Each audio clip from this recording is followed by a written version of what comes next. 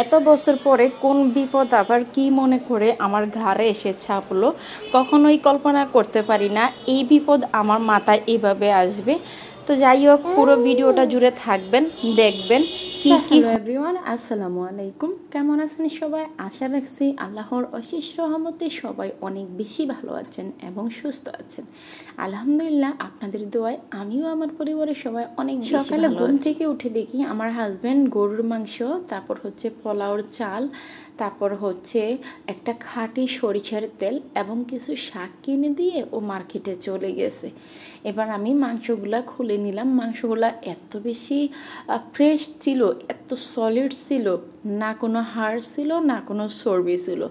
Just একটা হাড় আলাদা করে নিয়ে আসছিল আমার বড় ছেলের জন্য, কারণ আমার বড় ছেলে পায়ের যে নলিগুলা হয়, মজক থাকে ভিতরে, ওই নলিগুলা অনেক বেশি পছন্দ করে। তো আমি এখানে মাংসগুলা সবগুলা কেটে নিয়েছি, কিন্তু মাংসও দিয়ে গেছে, চালও দিয়ে গেছে, কিন্তু আমাকে বলে যায়নি যে আমি মাংস বা চাল দিয়ে কি করব।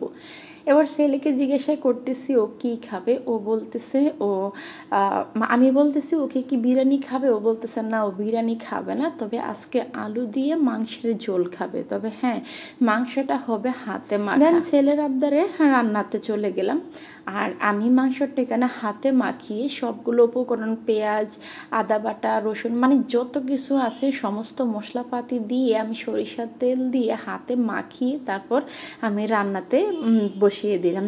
রান্না করতে করতে আমার একটা পার্সেল চলে আসলো। আমার অনেক দিনের শখ ছিল আমার রান্নাঘরে অনেক বড় একটা শপিং বোর্ড থাকবে, যেহেতু আমি ছুরি দিয়ে কাটাকুটা করি, তো সেই ক্ষেত্রে কিন্তু একটা শপিং বোর্ড আমার খুব বেশি জরুরি। এবার আমার পার্সেলটা আনবক্স করতে করতে ওই দিক দিয়ে মাংসটা খুব ভালোভাবে কষিয়ে গেছে। মাংসের গ্রানে আমার ছেলে এসে আমার সাথে মজা করতেছে, এখানে কখন খাবো যে গ্রান বের হয়েছে। যাই হোক, আসলে শুধু মুখেই ওর ছাপা, খাওয়ার বেলা কিচ্ছু না। তারপর দিয়ে দিলাম আলু দিয়ে আবার একটু কষিয়ে নিলাম, ঝোল দিয়ে দিলাম, তারপর পোলাও রান্না করে নিলাম। দেন ওর জন্য খাবার দাবার সব কিছু রান্না করতে করতে আমি অনেক বেশি ক্লান্ত হয়ে গেছি, তো ভাবলাম একটু চা খেয়ে নেই। কিন্তু যখন একদম দুপুর 2টা কি 2:30 বাজে আর কি, তখনই আসলে চা খেতে হলে না আমার কাছে কোনো টাইম টেবিল লাগে না। তার উপরে এখানে নতুন একটা জিনিস আছে, শপিং বোর্ড আছে, তো এটা তো একটু ঢং করতে হবে, একটু ভিডিও করতে হবে, রিলস বানাতে হবে, আর কি আছে। ফেসবুকে এসে এত পরিমাণে ঢং শিখছি, ঢং করতে করতেও না টাইম টেবিলের প্রয়োজন হয় না খাবার খেতে।